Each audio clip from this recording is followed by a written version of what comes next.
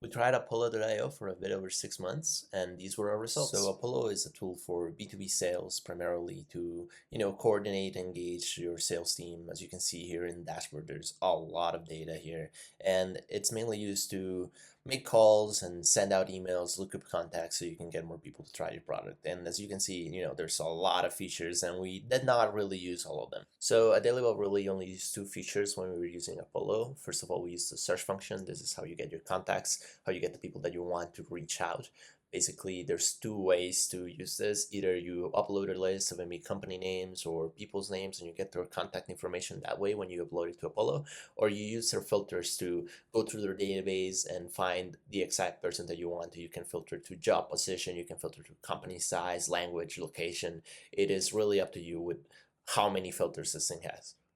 And the second thing we used was the sequences, which is where we uploaded the people that we found from the search function in Apollo into our email sequences. It is very, very in depth in Apollo how you can build sequences. You can do A/B testing. You can automate it any which way you want to. You can select the weekdays that you want your emails to be sent to. It's very quite in depth.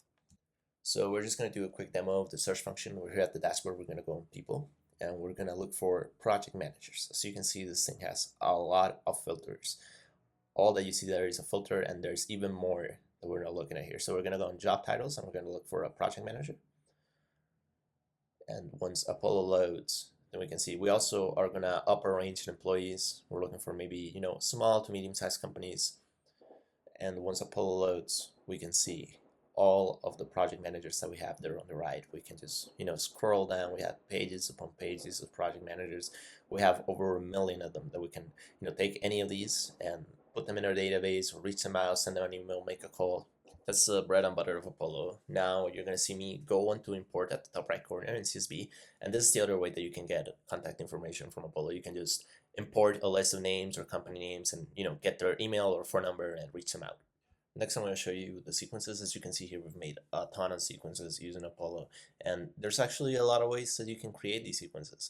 You can even use AI to create your sequence, which I found a little bit, quirky and fun, but mainly I created all of my sequences from scratch. You can also add a schedule. So for example, if you don't want to send emails on Mondays or Fridays, that is a very neat inbuilt feature from Apollo that we ended up actually using a lot, and it did boost our results. As you can see, these sequences are not just for creating emails. You can also create action items for your team, for example, to follow up with a client or call them or something like that. But we're just going to create an email. We're just going to do like a quick test email here. You can select how to automate them, when they send, how far apart they send. You can do all that. We're just going to do like a quick, small title here, like check out the product. And we're just going to type in, a quick and easy email body. Something neat that I found out about Apollo is you can use the AI assistant. You can maybe get it to grade how good your email is, and you can get suggestions on what to write and how to do it and how to personalize it. All of this on the free plan, which is very surprising. Again, we're gonna here analyze the email, see what the AI tells us. Oh, we need a longer body. Let's just add something small. We write the greatest emails, and let's see what AI has judged us on our email. See what it thinks. Well, 57%, that's not even a passing grade. We are very unclear, it seems, and we are not concise at all. AI does not approve of our email here. Apollo also has an A/B testing feature. This is something that we use a lot and that the team love to use. Basically, we just try different copies and we compared them to each other, and we did little experiments. As you can see here, you can customize the days in between emails. You can fully customize how your sequence works and how Apollo handles it. So why write our own emails when AI can just write it for us? Instead of just judging us for our very poorly written emails, let's just make it do all the work. So as you can see here, Apollo gives us a couple subject and body combinations that we can use for the email. And we can also use personalized openers where we use the AI. It takes our contacts information and it does like a little bit of a small paragraph that will hopefully connect with them. As you can see here, Donald, he works at like college, so AI has written a small paragraph about it and something personal about him. So maybe he reads this email a bit more.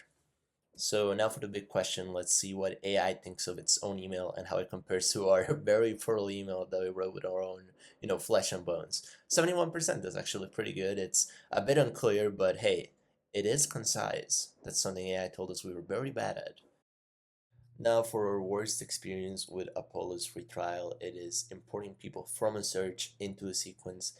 It takes forever. It takes an ungodly amount of time. You can only import 25 people at a time, and then you have to select them. You have to click add to sequence. You have to select the sequence that you're sending it to. Then you have to click on save. And if you want to add 25 more, you have to turn the page, and then you have to wait, and then you have to repeat it all over again. It doesn't matter what you do. It doesn't matter if it's, context you're importing from a CSV file. You have to do this every single time, and you will be here forever. If you're trying, for example, to create a sequence with over 1,000 people, with over 2,000 people in it, you will be here for a really long time. That's a lot of pages to turn. That's a lot of clicks that you have to make.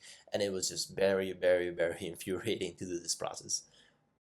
It was kind of disappointing that this feature was still the same when we upgraded to the basic plan. We still had to like go through pages and do all of these, manual process to import our context, but it is available in the more expensive plans. So keep that in mind when thinking about purchasing Apollo, because this does waste more time than you think it does. You will be there importing contacts for a really long time. If you do care about time, check us out at DailyBot. What we do is we replace recurring meetings with very simple and easy chat interactions. We are available on Slack, Google Chat, Teams, and Discord, and we do so much more than just that. So if you are interested, go to our website. It's in the description below. So a few closing words about Apollo. Was it worth it? Was it not? I can only tell you that our experience with Apollo was overall positive. Our only negative was what we showcased with importing contacts. But other than that, it was quite a good and reliable tool. And I guess if you do have the time to check it out, try out the free trial and let us know what you think about it in the comments below.